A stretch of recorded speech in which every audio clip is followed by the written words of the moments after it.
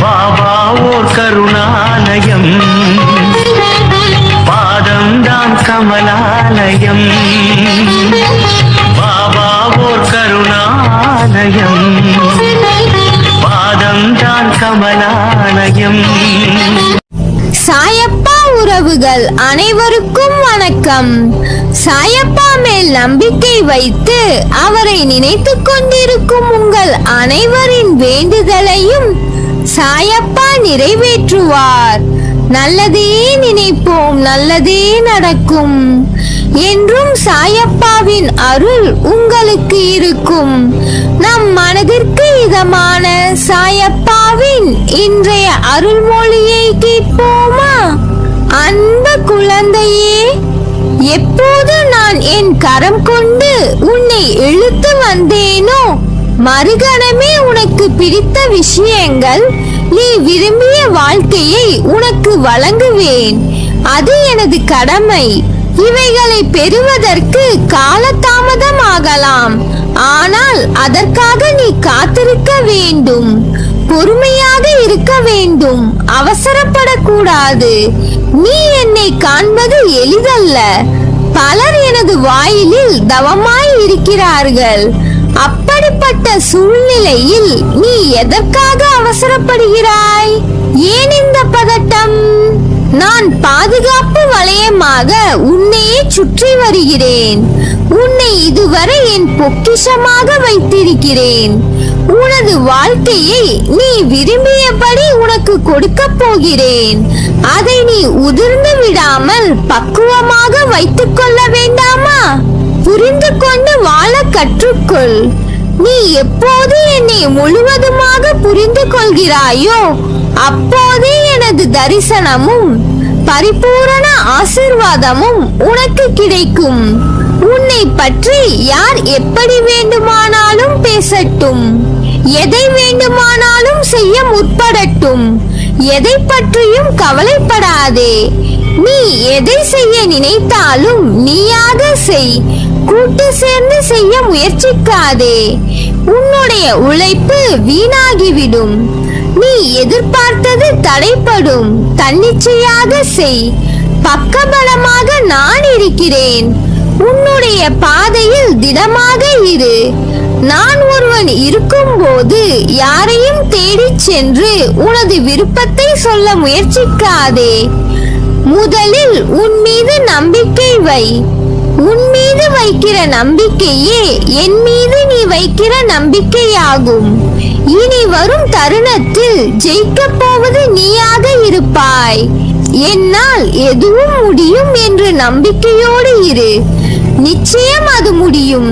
காரணம், உன்னில் இருப்பது நீ அல்ல, நான் இருக்கிறேன் நிழலாக உனக்காக. நீ செல்லும் இடமெல்லாம் உன்னை நினைக்கையில் உனக்கு எந்த விதமான போதனையை நான் தர வேண்டும் என்று யோசிக்கின்றேன். உன்னை மற்றவர்கள் புரிந்து கொள்ள வேண்டும் என்று ஏன் நினைக்கிறாய்? நீ அவர்களை புரிந்து கொண்டாய் அல்லவா? அப்படி இருக்கையில் அவர்கள் கேட்க போகும் கேள்விகள் இதுதான் என்றும், நீ ஏற்கனவே எதிர்பார்த்த கேள்விகள் தான் என்று உணர்கிறாய். பிறகு ஏன் அவர்கள் மீது கோபம் கொள்கிறாய்? அவர்களுக்கு நிதானமாய் 2 வார்த்தைகளில் பதில் கூறிவிட்டு உன் கோபத்தை அந்த கூறிய வார்த்தைகளிலேயே மறந்துவிடு. அப்படி இருக்கையில் நீ ஏமாந்து போக மாட்டாய்.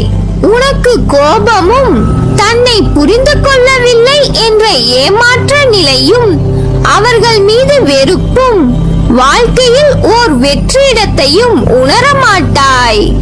உன்னை நான் என் வசம் இழுக்க காரணம், நீ மனிதநேய உள்ளம் கொண்டவர் என்பதால்தான். நான் செய்யும் லீலைகளை நீ தக்க சமயத்தில் உணர்வாய். உன்னுள் எழும் தேவையில்லாத கெட்ட எண்ணங்களை நினைத்து நமக்கு இவ்வளவு கெட்ட எண்ணங்களா என்று உன்னை குழப்பிக் கொள்ளாதே. அந்த எண்ணங்களின் தோற்றத்திற்கு காரணம் நல்ல எண்ணங்களின் உயர்வு தன்மையை உணர்த்தவே. உன் வாழ்க்கையில் நீ நிதானத்தை, பொறுமையை, நம்பிக்கையை கடைபிடி. ஏனென்றால் சோதனை முடியும் காலகட்டத்தில் நீ நிற்கிறாய். அது உன்னை சீண்டி பார்க்கும். பொறுமை, நிதானம் இவைகளை சோதிக்கும்படியான நிகழ்வுகள் உன் வாழ்க்கையில் நடக்கும். நம்பிக்கையை கெட்டியாக பிடித்துக்கொள்.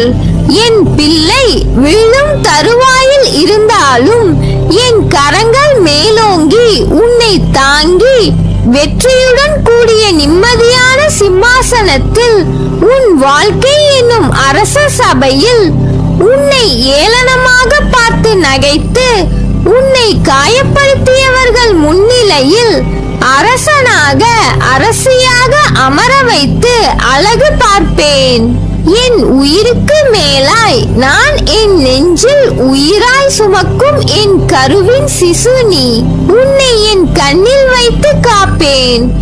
உன் அம்மாவாக அப்பாவாக என்றும் உன்னை அரவணைத்து துணையாய் இருந்து அன்பு புரிவேன். வாழ்க்கையில் பயம் என்பதை ஒரு பாகமாகவே வைத்துள்ளாயே. இப்படி பயந்து பயந்து நீ இழந்த விஷயங்களை முதலில் பட்டியல் போடு. சொல்ல முடியாத அளவுக்கு இருக்கும். அதில் விலை மதிப்புடையது உனது நிம்மதியும் வெற்றியும். பயம் என்ற ஒன்றாலே உன்னை விட்டு இவ்விரண்டும் தூர செல்கிறது. உன்னுடைய பயத்தால் எத்தனை காரியங்கள் உனக்கு நான் பார்த்து அனுப்பிய விஷயங்களில் தேவையில்லாமல் சிக்கல் ஏற்பட்டுள்ளது. பயத்தை வைத்து இன்னும் எத்தனை நாட்கள் இப்படி பதறி வாழப் போகிறாய்? தொட்டதற்கெல்லாம் பயம், செய்யும் காரியங்கள் நல்லபடியாய் முடிய வேண்டும் என்ற பயம், பயணம் மேற்கொண்டால் நல்லபடியாக பயணிக்க வேண்டும் என்ற பயம். இப்படி ஆரம்பித்து கடைசியில் ஒருவரை நம்புவதற்கு பயம் என்ற அளவுக்கு உன் மனதை நீ கொண்டு வந்து விட்டுள்ளாய். தோல்வியின் விரக்தி, நிம்மதியில்லா தூக்கம், மனதில் அமைதியின்மை என உன் சந்தோஷத்திற்கு முற்றுப்புள்ளி வைக்கும் அனைத்து பார்வைகளையும் நீயே உன்னிடத்தில் வைத்துள்ளாய். பதறிய காரியம் சிதறும் என்ற பழமொழி உனக்கே உரிதான பழமொழி என்றே கூறலாம். ஆழம் தெரியாமல் காலை விடாதே என்று கேட்டுள்ளாயா? அந்த வாக்கியத்தின் மூலம்தான் உன் பயத்துக்கு நான் தரும் மருந்து. உன் விஷயத்தில் உன் பயத்தை போக்க மாற்றி சொல்கிறேன். ஆழத்தின் அளவை துரிதமாக கணக்கிட முடியாது, ஆனால் ஆழம் என்று உணர முடியும். அப்படி ஆழம் நிறைந்த விஷயங்கள் உன் வாழ்வில் இருக்கும். அதை தேடு உன்னிடத்தில். அது ஆழம், ஆனால் எவ்வளவு என்பது நீ அறிய மாட்டாய். ஒரு முன்னெச்சரிக்கை மட்டும் இருக்கும்.